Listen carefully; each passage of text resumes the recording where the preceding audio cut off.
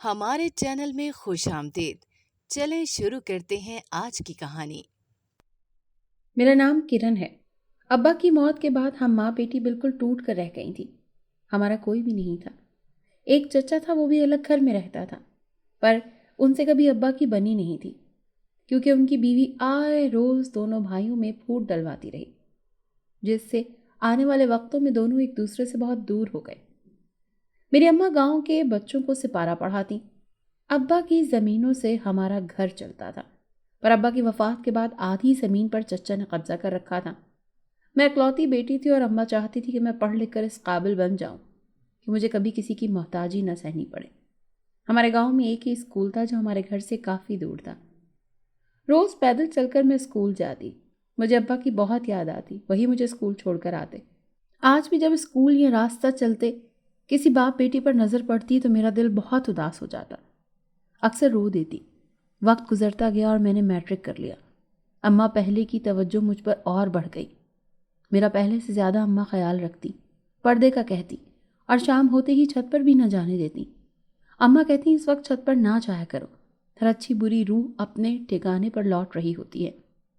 میری اماں ابھی بھی جوان تھی۔ ابا کے جانے کے بعد میں نے کبھی ان کو رنگین کپڑوں میں نہیں دیکھا۔ لمبے بالوں کی کس کر چٹیاں بناتی، دوپٹہ ماتھے تک اوڑھے رکھتی۔ وہ ہر آرزو سے بے نیاز ہو چکی تھی۔ میں اماں سے کہتی کہ آپ ایسے کیوں رہتی ہیں؟ پتا ہے، اسکول میں سب لڑکیاں کہتی ہیں کہ تمہاری اماں بہت خوبصورت ہیں، ہمیں تو تمہاری بڑی بہن لگتی ہیں۔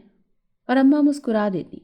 اماں کہتی ہیں ایک بیوی اپنے شوہر کے لیے ہی تو سجتی سنورتی ہے، اور جب وہ اس دنیا سے چلا جاتا ہے تو اس کے سجنے سنورنے کا کوئی مقصد ہی نہیں رہتا، پھر سادگی اپنا لینی ہی بہتر ہوتی ہے، ورنہ دنیا والے ایک بیوہ کے کردار پر انگلی اٹھانے لگ جاتے ہیں۔ اور میں نہیں چاہتی کہ کبھی کوئی میرے متعلق بات کرے۔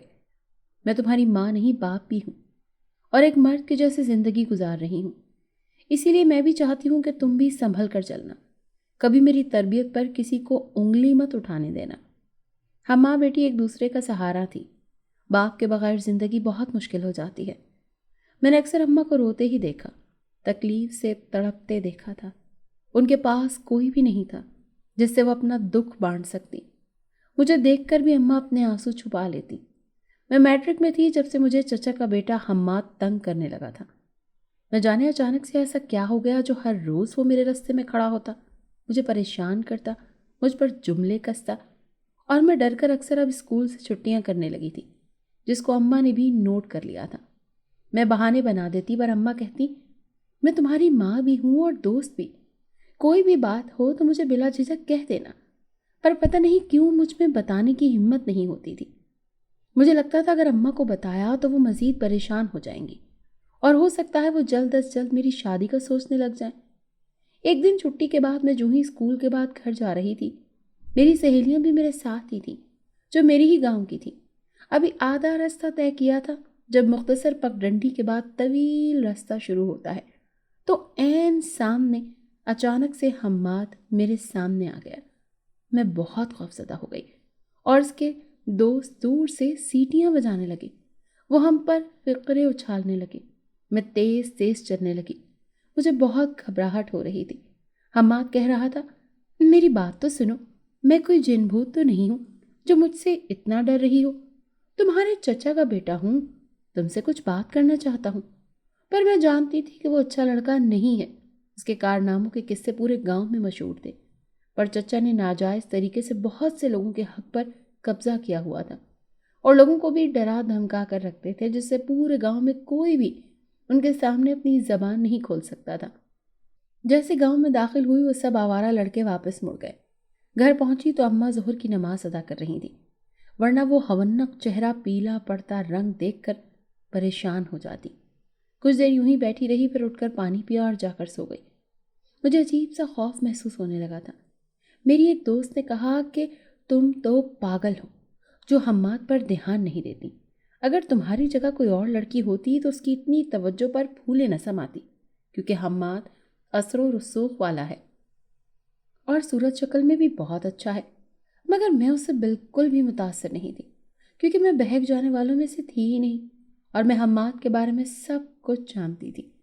مجھے تو چچا کے ہر فرد سے ہی نفرت تھی۔ جن لوگوں نے میری اماں کو اتنا پریشان کیا، ابا کی موت کا ذمہ دار بھی چچا تھا، جس نے زمین کے قبضے میں ابا کو مروا دیا تھا۔ پر کبھی کوئی ثبوت نہ ملنے پر چچا عیش کر رہا تھا، اور ابا کے جانے کے بعد کسی نے ہم سے پوچھا تک نہیں تھا۔ سب کو جائیداد کی پڑی تھی اور چچا نے قبضہ بھی کر لیا۔ میں عمر کے ایسے دور سے گزر رہی تھی جہاں ہر چمکتی چیز آنکھوں کو اچھی لگتی ہے، برے بھلے کی تمیز جوانی کی آہٹوں میں گم ہو جاتی ہے۔ میں بہت سے خواب دیکھنے لگی تھی، پر اماں کی باتیں یاد آ جانے کے بعد میں ان خوابوں کو نوچ ڈالتی تھی۔ میری ایک عادت تھی کہ میں جلدی کسی سے فری نہیں ہوتی تھی، گاؤں میں بھی کسی کے گھر نہیں جاتی تھی۔ اماں نے میری پرورش ہی ایسی کی تھی کہ میں اپنے آپ سے باہر نہیں نکلتی تھی۔ اماں کے بعد تنہائی میری بہترین دوست تھی، پر حماد کی حرکتوں سے میں عاجز آ چکی تھی۔ اماں سے بھی اس موضوع پر بات کرنے کی ہمت نہیں ہوتی تھی، پر مجھے اندر ہی اندر ایک عجیب سا خوف محسوس ہونے لگا تھا۔ ایسا لگتا تھا جیسے کچھ ہونے والا ہے۔ دن یوں ہی گزرتے گئے جب کچھ دنوں سے حماد مجھے وقت مقررہ پر اس جگہ پر نظر نہیں آیا، اور میں نے شکر ادا کیا۔ اور جیسے ہی میں گھر کے قریب پہنچی تو اچانک سے وہ میرے سامنے آ گیا۔ میں نے اس سے کہا میرے راستے سے ہٹو، تو اس نے کہا تم مجھ سے خار کیوں کھاتی ہو؟ میں تمہیں پسند کرتا ہوں، تمہیں اپنے گھر کی عزت بنانا چاہتا ہوں۔ پڑھائی چھوڑو اور شادی کی تیاری کرو، میں تائی جان سے بات کر لوں گا، ہمارے درمیان کبھی کوئی نہیں آئے گا، اور تم لوگوں کی زمین بھی ابا سے کہہ رہی ہوں کہ واپس دلوا دو۔ میں کانپ رہی تھی، اگر کوئی دیکھ لیتا تو بہت برا ہوتا۔ میں نے ہمت کر کے کہا کہ مجھے نفرت ہے تم لوگوں سے، اور سمجھ کے رکھا ہے ماں بیٹی کو، اگر دوبارہ کبھی میرے راستے میں آئے تو بہت برا ہوگا، پورے گاؤں کے سامنے لا کھڑا کروں گی تمہیں، اور اپنے گھر آ گئی۔ میری آواز بھی کانپ رہی تھی، پر میرے جاتے ہی حماد کا کہکہا بلند ہوا۔ وہ کہہ رہا تھا تم جو مرضی کر لو، شادی میں تم سے ہی کروں گا۔ مجھے رونا آ رہا تھا، اگر ابا ہوتے تو اس شخص کا منہ توڑ دیتے۔ میں خود کو بہت بے بس محسوس کر رہی تھی، اور گھر پہنچ کر میں نے سب کچھ اماں کو بتا دیا۔ مجھے یقین تھا اماں اس معاملے کو سلجھا لیں گی۔ اماں نے اسی وقت چادر لی اور چچا کے گھر پہنچ گئی۔ وہاں چچا نے کہا کہ جوان خون ہے، اگر موج مستی کر رہا ہے تو کیا ہوا، اس کی کزن ہے، شادی کا ہی کہا ہے نا، اس میں کیا برائی ہے؟ بڑی دھوم دھام سے تمہاری بیٹی کو بیاہ کر لائیں گے، اس گھر کی عزت بنائیں گے، اور ویسے بھی تم ماں بیٹی کا ہمارے علاوہ ہے بھی کون؟ آخر کہاں جاؤ گی؟ زمانہ بہت خراب ہے، ویسے بھی کیا کمی ہے میرے بیٹے میں؟ اماں نے کہا میری بیٹی شہزادی ہے، اور میں اسے کبھی کسی ایسے گھٹیا انسان کے ساتھ نہیں باندھوں گی جس کو جگہ جگہ منہ مارنے کی عادت ہو۔ اپنے بیٹے کو سمجھا دینا، ورنہ ایسا نہ ہو دوبارہ کبھی اس کی شکل دیکھنے کو نہ ملے۔ اور اماں وہاں سے آ گئیں، پر اس بات کا چچا کے بیٹے اور چچی نے اپنی انا کا مسئلہ بنا لیا۔ ان لوگوں نے مجھ سے کوئی محبت نہیں کی تھی، بس وہ چاہتے تھے کہ ابا کی باقی جائیداد بھی انہی کو مل جائے۔ اگر غیروں میں شادی کی یا اچھا گھر مل گیا تو کہیں ہم سے سب کچھ چھین نہ جائے۔ اماں کو اب میری فکر تھی، خود اسکول چھوڑ کر آتی، خود لینے جاتی۔ مجھے بہت دکھ ہوتا، اماں پہلے ہی اتنا کام کرتی تھیں، گھر کو سنبھالتی، جانوروں کی دیکھ بھال کرتی، پر پھر میرے لیے بھی خوار ہوتی۔ اماں چاہتی تھیں جلد از جلد میرے امتحان ہو جائے، تاکہ وہ مجھے اپنی ایک دوست کے پاس بھیج سکے اور میں باقی کی تعلیم وہیں رہ کر پوری کروں۔ پر آہستہ آہستہ پورے گاؤں میں یہ بات مشہور ہوتی گئی کہ میرا حماد کے ساتھ چکر ہے، اسی لیے اس کی ماں اتنی سختی کرتی ہے۔ یہ بات چچی نے پھیلائی تھی۔ میں نے اماں سے کہا میرا دل نہیں کرتا اب اسکول جانے کو، سب لڑکیاں عجیب عجیب باتیں کرتی ہیں، میری طرف اشارے کر کر کے ہنستی ہیں، جیسے میں ان سے کوئی الگ مخلوق ہوں۔ وہ میری کردار کشی کرتے ہیں، میں کیسے گاؤں کے اسکول جاؤں، آگے کیسے پڑھوں، میرا جینا حرام ہو گیا ہے۔ میں رو پڑی تھی۔ اماں نے کہا تم کمزور نہیں ہو، اور نہ تم نے کوئی گناہ کیا ہے، ڈرتا وہ ہے جو گنہگار ہو۔ تم میری بیٹی ہو، بہادر بنو، حالات کا سامنا کرنا سیکھو، ایک بار تمہارے امتحان ہو جائیں پھر کچھ سوچتے ہیں۔ میں دل لگا کر پڑھائی کر رہی تھی۔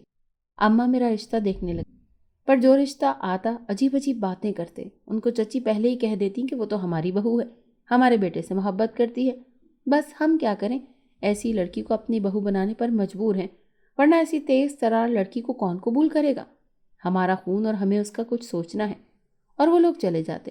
چچا اور چچی نے پوری کوشش کی کہ میرا کہیں بھی رشتہ نہ ہو، اور کسی طرح اماں سے میرا رشتہ وہ خود مانگ سکیں، پر اماں نے ہر بار ان کو منہ توڑ جواب دیا۔ میرا اب اسکول جانے کو دل نہیں کرتا، لڑکیوں کی باتوں کی وجہ سے مجھے رونا آتا، اور اب تو ہر وقت مجھے ایسا لگتا جیسے کوئی میرے پیچھے چل رہا ہے۔ میں نے امتحان بھی بہت مشکل سے دیا، میرے سر کا درد بڑھ چکا تھا، اماں کہتی ہیں تم بہت زیادہ سوچنے لگی ہو، لوگوں کی باتوں کو دماغ پر سوار کر لیا ہے تم نے، جس کی وجہ سے سر درد رہنے لگا ہے۔ بہتر ہوگا اب آگے کا سوچو۔ میں نے اپنی دوست سے بات کی ہے، وہ کچھ دنوں میں میرے پاس آئے گی تاکہ بیٹھ کر بات کی جا سکے، پھر وہاں جا کر اپنی تعلیم کو مکمل کرنا اور اپنے پیروں پر کھڑی ہونا۔ پر میرے نصیب میں ایسا کچھ نہیں تھا۔ میرے مقدر میں تو تکلیفیں، اذیتیں تھیں جن کو میں نے برداشت کرنا تھا۔ ایک رات مجھے سوتے میں ایسا لگا جیسے کوئی مجھے کھینچ رہا ہو۔ اچانک سے آنکھ کھل گئی تو وہاں کوئی بھی نہیں تھا، پر چلتے وقت یہاں کسی کا کام کے دوران ایسا لگتا تھا جیسے کوئی مجھے دیکھ رہا ہے، کوئی میرے پیچھے ہے۔ اماں کو بتاتی تو اماں کہتی سب تمہارا وہم ہے، تم نے اپنے اندر خوف پال رکھا ہے، اپنے خوف سے لڑنا سیکھو، پوری زندگی پڑی ہے تمہاری، کیا ایسے ڈر ڈر کر گزار دو گی؟ میرے ساتھ پہلے کبھی ایسا نہیں ہوا تھا، پر کچھ ماہ سے یہ سلسلہ بڑھتا جا رہا تھا۔ ایک دن کسی نے میرے بال کاٹ لیے، میں نے اماں کو دکھائے تو وہ بھی پریشان ہو گئی، کہنے لگی یہ کیسے ہو سکتا ہے؟ اور جب سوتی تو کوئی میرا گلا دباتا اور کبھی چلتے میں مجھے تھپڑ مار دیتا، اور پھر اکثر مجھے ایسا لگتا جیسے کوئی میری چارپائی پر بیٹھا ہو۔ اور ایک دن ایسا لگا جیسے کسی نے مجھے اپنی جانب کھینچا ہو اور مجھے عجیب قسم کے جھٹکے لگنے لگے۔ میں تکلیف سے چیختی چلاتی روتی رہی، کچھ دیر بعد صحیح ہو جاتی۔ اماں کو ایک ہمسائی نے کہا تمہاری بیٹی پر جادو ہو رہا ہے، کسی سے جا کر دم درود کرواؤ، جوان بیٹی ہے کیوں اس کو مار دینا چاہتی ہو؟ اماں کو یقین ہی نہیں آیا، بھلا کسی کو کیا ضرورت ہے مجھ پر جادو کرنے کی؟ جب ہم نے کبھی کسی کا برا نہیں کیا تو کسی کو کیا ضرورت ہے، ہمارا کون سا ایسا کوئی دشمن ہے؟ پر ایک دن اماں نے جیسے ہی مجھے کہا، میں سوچ رہی تھی تمہاری شادی کر دوں تو میں ہنسنے لگی، خود کو تھپڑ مارنے لگی۔ اماں بھی مجھے دیکھ دیکھ کر روتی، میری آنکھوں کے گرد ہلکے پڑ چکے تھے، میں سالوں کی بیمار لگنے لگی تھی۔ اماں کو جو کسی پیر کا بتاتا، اماں مجھے وہاں لے جاتی، وہ لوگ پیسہ بٹورتے، کچھ دن میں ٹھیک رہتی اور پھر ویسی ہی ہو جاتی۔ ایک دن اماں کی دوست گھر آئی، وہ دوسرے گاؤں میں رہتی تھی، ان کا گاؤں شہر کے قریب تھا۔ اس نے اماں سے کہا کہ مجھے ایک آدمی جانتا ہے، چلو اس کے پاس چلتے ہیں۔ اماں نے کہا مجھے بہت ڈر لگنے لگا ہے، آخر کس نے میری بیٹی پر یہ سب کیا ہے؟ میں نے تو کسی کا کچھ نہیں بگاڑا تھا۔ وہ آنٹی امی کو کہنے لگی اب وہ دور نہیں رہا جہاں لوگ زبانوں سے لڑتے تھے، اب تو جس سے دشمنی لینی ہو اس کو تباہ کرنے کے لیے جادو ٹونے کا سہارا لیتے ہیں، لوگ ہزاروں لگا دیتے ہیں اور چاہتے ہیں کبھی سامنے والا خوش نہ رہے۔ اماں نے کہا میں نے تو اپنا معاملہ اوپر والے پر چھوڑ دیا ہے، میری یتیم بچی ہے جس نے کبھی کسی کا برا نہیں کیا، میرے ساتھ جس نے یہ سب کیا ہے، جس نے ہمیں تکلیف پہنچائی ہے، اسے اوپر والا ہی پوچھے گا۔ اماں اور میں رات رات بھر جاگتے تھے، مجھے نیند نہیں آتی تھی، خوف رہتا تھا، ایسا لگتا ابھی سوئی تو مجھے کوئی اٹھا کر لے جائے گا۔ اماں کی طبیعت بھی اب خراب رہنے لگی تھی۔ جس آدمی کا آنٹی نے بتایا تھا اس نے 2-3 دن میں ہمارے گاؤں میں آنا تھا اور تب تک ہمیں صرف انتظار کرنا تھا۔ جب ایک دن چچی آئی اور مٹھائی لائی اور مجھے دیکھتے ہی بولی ہماری لاڈلی بیٹی کو کیا ہو گیا ہے؟ اماں نے کہا کچھ نہیں، بس موسمی بخار ہے۔ تو چچی کہنے لگی بھائی تم نے تو ہمارے ساتھ رشتہ داری کرنی مناسب نہیں سمجھی، پر دیکھو میں پھر بھی ہر گلا شکوہ بھلا کر تمہاری دہلیز پر اپنے بیٹے کی خوشی کی مٹھائی دینے آئی ہوں۔ میں نے اپنے بیٹے کا رشتہ طے کر دیا ہے۔ کچھ دنوں میں شادی اور زبردستی اماں کو مٹھائی کھلانے لگی اور پھر چلی گئی۔ جیسے ہی میں مٹھائی کی طرف ہاتھ بڑھایا تو اماں نے میرا ہاتھ پکڑ لیا اور کہا مجھے اس عورت پر شک ہے، جب تک میرا شک دور نہیں ہو جاتا تم اس کے گھر سے آئی کسی بھی چیز کو ہاتھ نہیں لگاؤ گی، نہ کھاؤ گی۔ وہ جیسے ہی ہمارے گھر میں داخل ہوئے میری تکلیف میں اضافہ ہو گیا، میرے ہاتھ پاؤں مڑنے لگے، ایسا لگ رہا تھا جیسے کوئی مجھے مار رہا ہو۔ پر جیسے اس پیر نے میرے اوپر پانی پڑ کر چھینٹے مارے میں بے ہوش ہو گئی۔ جب ہوش آیا تو وہ جا چکا تھا، پر میں بالکل ٹھیک ہو چکی تھی۔ اماں نے کہا میرا شک صحیح تھا، ایسے گھٹیا کام تمہاری چچی ہی کر سکتی ہے، اس نے تم پر سخت جادو کروایا، تمہارا ابا بھی صحیح کہتا تھا، یہ عورت جادو کرواتی ہے۔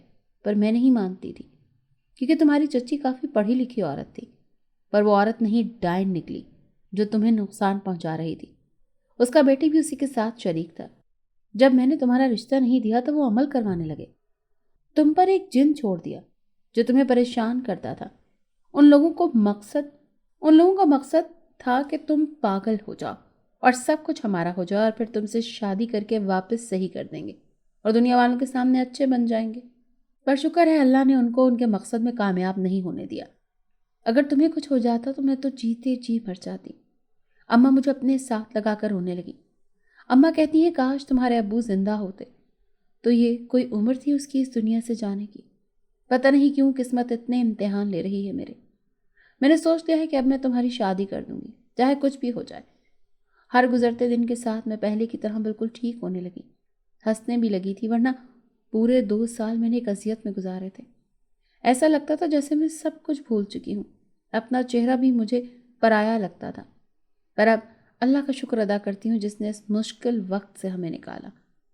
अम्मा कहती कभी नमाज कुरान पाक से खुद को दूर मत करना, अब दीनी तालीम हासिल करो ताकि तुम्हें दीन के बारे में पता चले। मेरी बहुत कोशिश थी कि मैं आला तालीम हासिल करूं, पर अम्मा कहती मैं बहुत डर गई हूँ, मुझे तुम्हें खोने से अब डर लगने लगा है। अम्मा ने अपनी दोस्त को कहा कि जिसने हमारी मदद की थी, उसने अपने गांव में मेरा रिश्ता करवा दिया। लड़का एक हाई स्कूल में क्लर्क था।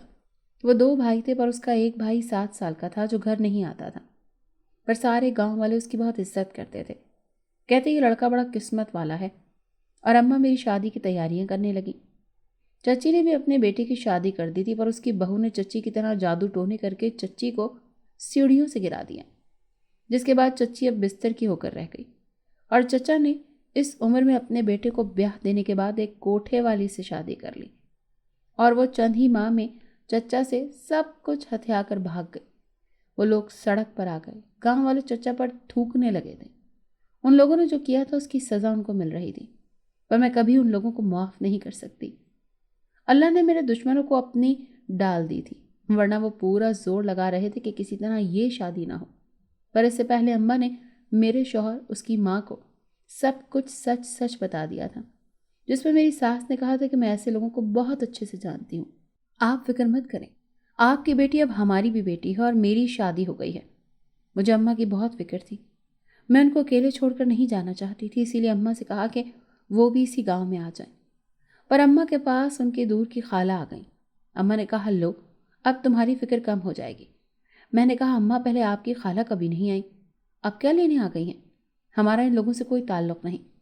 अम्मा ने कहा इसे इसके जवान बेटों ने घर से निकाल दिया है, और बेटी ने कहा कि वो अब मजीद उनको अपने घर में नहीं रख सकती, क्योंकि उसकी सास को उसको बहुत परेशान करती थी, इसीलिए मेरे पास आ गई। वैसे भी अच्छा है, अब मुझे तन्हाई महसूस नहीं होगी। माँ बाप का घर छोड़ देना आसान नहीं होता। उस घर के साथ अपने माँ बाप का प्यार, उनकी मुस्कुराहट, अपने बचपन की यादें, सबकी कुर्बानी देना पड़ती है। मैं ब्याह कर अपने ससुराल आ गई, जहाँ सब मेरा बड़ा ख्याल रखते। मेरी सास हर वक्त इबादत में मशगूल रहती। मेरा शौहर बहुत अच्छा था। उसने कहा आगे पढ़ना चाहती हो तो मुझे कोई एतराज़ नहीं। मैंने कहा पहले बहुत शौक था, पर अब मैं इस घर को संभालना चाहती हूँ। मुझ पर जिम्मेदारी आ गई है, और शादी के 2 साल बाद मेरी गोद में एक नन्ही सी परी आ गई थी। सब बहुत खुश थे, मैं भी बहुत खुश थी, पर डर लगता कि कहीं जो कुछ मेरे साथ हुआ मेरी बेटी के साथ भी ना हो। इस खौफ को मेरे शौहर ने भांप लिया था। कहने लगा ये मेरी बेटी नहीं बेटा है, और तुम उल्टा सीधा सोचना छोड़ दो। मैं बैठा हूँ, सब संभाल लूंगा। अच्छा शौहर अल्लाह ताला की तरफ से एक इनाम होता है। मेरे शौहर ने मेरी बहुत मदद की थी। जिंदगी के हर मोड़ पर मुझे समझाया था कब क्या करना है, कहाँ जाना है, कहाँ नहीं जाना। मैं कम उम्र थी, पर मेरा शौहर बहुत समझदार था। एक दिन मैंने अपने शौहर से कहा कि अब जब मैं हामला होंगी तो अपने देवर को घर बुला लूंगी। सब कहते हैं वो जिस घर जाता है वहां मौजूद हामला औरत बेटा पैदा करती है, पर मेरे शौहर ने मुझे डांट दिया। कहने लगा ऐसा भूल कर भी मत करना, वरना बहुत तबाही होगी। पर मैं उनकी बात सुनी अनसुनी कर गई। साल पर साल गुजरते गए, मेरी 3 बेटियां हो गई थी। अपनी अम्मा से भी कहती कि मेरी सास मुझे बहुत परेशान करती है, हर वक्त बेटे के ताने देती है। अम्मा कहती वो बड़ी हैं और बेटे की ख्वाहिश सबको होती है, पर तुम नाशुक्री मत किया करो। अल्लाह ने फूल जैसी बेटियां दी हैं, उनकी अच्छे से परवरिश करो। कुछ लोग तो बेटियों को भी तरसते हैं। अगर ये तुम्हारे पास ना होती तो तुम क्या करती? तुम्हारा शौहर कितना ख्याल रखता है तुम्हारा, फिर ऐसे गिले शिकवे अच्छे नहीं होते। और मैं अम्मा की बात पर सर झुका गई थी, पर दिल के किसी कोने में बेटी की ख्वाहिश मौजूद थी। जब एक दिन मेरी सास मुझसे लड़ने लगी कि मुझे एक वारिस नहीं दे सकी, मैं अपने बेटे की दूसरी शादी करूंगी। मैंने कहा औलाद अल्लाह ताला देता है, एक औरत नहीं जो अपनी मर्जी से बेटा या बेटी पैदा कर सके। पर मेरी सास कहती तुम हो ही मनूस, जब से आई हो मुझसे सब कुछ छीन लिया, मेरा बेटा भी मुझसे दूर कर दिया है। जबकि मैं तो इतनी खिदमत करती थी अपनी सास की, پر وہ کبھی مجھ سے خوشی نہیں ہو سکی۔ شاید سبھی ساسیں ایسی ہی ہوتی ہیں، پر میں نے غصے میں جیسے میرا شوہر گھر سے گیا، اس کے جانے کے بعد اپنے 7 سالہ دیور کو گھر بلا لیا۔ وہ گاؤں میں پھرتا رہتا تھا، سب اس کو بہت قسمت والا سمجھتے تھے۔ میں نے خود جا کر اپنے دیور کو گھر آنے کا کہا اور وہ خوشی خوشی گھر آ گیا، اور ٹھیک 5 منٹ کے بعد میری ساس اس کو دیکھتے ہی چیخنے چلانے لگی۔ اس کے منہ سے خون نکلنے لگا اور میں نے اپنے دیور سے کہا کہ یہ کیا ہو گیا، تم جاؤ یہاں سے، پھر آنا۔ وہ کہکا لگا کر ہنسنے لگا، پر اس کی آواز لڑکی والی تھی۔ میں بہت حیران ہوئی، میری ساس کی طبیعت بگڑتی جا رہی تھی۔ میں نے جا کر ہمارے ہمسایوں میں وہی آنٹی رہتی تھی جو ایک بار ایک آدمی کو ہمارے گھر لائی تھی، ان سے فوراً اسی پیر کو گھر بلوا لیا۔ پر جب میں انہیں کہہ کر گھر آئی تو دیکھا میرا دیور میری ساس کو گلے سے پکڑ کر بیٹھا تھا اور لڑکیوں کی آواز میں بات کر رہا تھا۔ کہنے لگا، پیرنی جی، آج تو آ گئی، میں تمہارے گھر، اب بتا کیسے بچاؤ گی؟ سب سے کہا تھا تم سے میرے بچوں کو کبھی کچھ مت کرنا، پر تم باز نہیں آئی تھی۔ اب تماشا دیکھ۔ بیٹھ کر میرا 7 سالہ دیور میری طرف بڑھ رہا تھا، پر میرے گلے میں تعویذ ہونے کی وجہ سے کرنٹ کھا کر پیچھے پلٹا اور پھر میری بیٹیوں کی جانب پڑھا۔ پر تبھی پیچھے سے پیر سائیں گھر میں داخل ہو گئے اور میرے دیور نے اسے دیکھتے ہی بولا، میری لڑائی میں مت آنا، یہ میرا اور اس عورت کا معاملہ ہے۔ تم نے سالوں پہلے کہا تھا اس عورت کو چھوڑ دو، میں نے چھوڑ دیا، کیونکہ اگر ایسا نہ کرتی تو تم مجھے مار دیتے، پر اب ان لوگوں نے خود مجھے اجازت دی ہے گھر آنے کی، اب میرے درمیان کوئی نہ آئے۔ پر تبھی وہ پیر اپنے ہاتھ کو اوپر اٹھانے لگا تھا اور دیکھتے ہی دیکھتے میرے دیور کو زنجیروں میں جکڑ لیا گیا۔ وہ آپے سے باہر ہو رہا تھا اور اس کے منہ سے خون بھی نکل رہا تھا۔ پیر سائیں کچھ پڑھتے رہے اور پھر میرے دیور پر کپڑا ڈال کر اسے اپنے ساتھ لے گئے۔ میرا شوہر بھی گھر آ چکا تھا اور غصے سے مجھے دیکھ رہا تھا۔ مجھے کہنے لگا، جب تم سے کہا تھا کہ کسی صورت گھر مت آنے دینا اسے، سب کچھ تباہ ہو جائے گا۔ پھر سچ کہتے ہیں نا، عورتوں کی عقل گٹوں میں ہوتی ہے، مجال ہے جو کسی کی بات مان جائے۔ میری ساس نے کہا، بیٹا اس میں اس بیچارے کا کیا قصور، میں بھی تو ہر وقت اسے بیٹا نہ ہونے کے تانے دیتی رہتی ہوں، اور اسے کون سا سچائی پتا تھی، ورنہ یہ تو اتنی خدمت گزار ہے، میری بیماری پر رات رات بھر جاگتی رہتی ہے، میں اتنا تنگ کرتی ہوں پھر بھی مجھے برا بھلا نہیں کہتی، اگر یہ سچ جان جاتی تو کبھی یہ قدم نہ اٹھاتی۔ میں نے کہا، ماں جی کون سی سچائی؟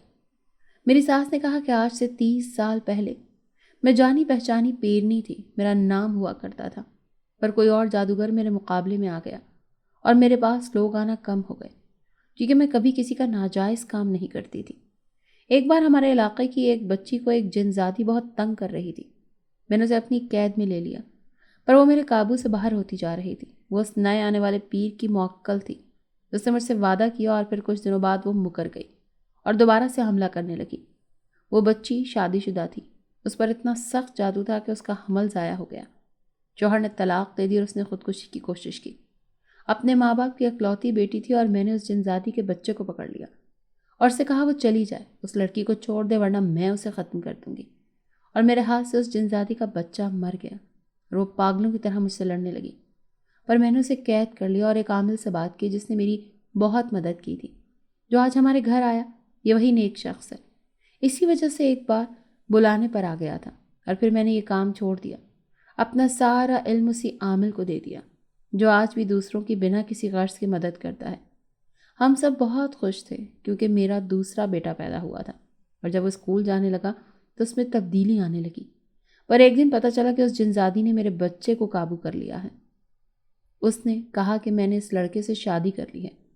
میں نے بہت کوشش کی وہ میرے بیٹے کی جان چھوڑ دے، اب اس کی عمر 19 سال ہے پر وہ سب کو 7 سال کا لگتا ہے۔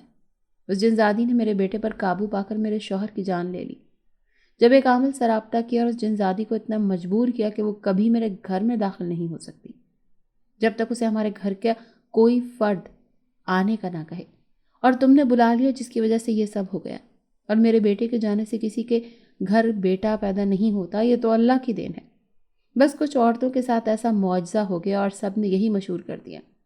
میں نے اپنا بیٹا کھو دیا ہے، وہ اسے کسی صورت بھی نہیں چھوڑ سکتی، وہ مجھ سے بدلہ لے رہی ہے، وہ کہتی ہے میرا بیٹا لوٹا دو، میں تمہارا لوٹا دوں گی۔ میں نے اپنی ساس سے معافی مانگی تھی۔ میری ساس کا دکھ تو بہت بڑا تھا، وہ رو رہی تھی، اور پھر ہمارے گھر بھی سب کچھ ٹھیک ہو گیا۔ میں نے اور میرے شوہر نے اپنی بیٹیوں کی ایسی تربیت کی کہ آج میری بیٹیاں اپنے پیروں پر کھڑی ہیں۔ بیٹیاں بیٹوں سے زیادہ ماں باپ کا خیال رکھنے والی ہوتی ہیں۔ یہ رحمت ہوتی ہیں اور ہمیں اس رحمت کی قدر کرنی چاہیے۔ ناظرین، اگر آپ کو ہماری کہانی اچھی لگی ہے تو ویڈیو کو لائک کریں، شیئر کریں اور ہمارے چینل کو سبسکرائب کریں۔ اگلی ویڈیو تک اجازت دیں۔ اللہ حافظ۔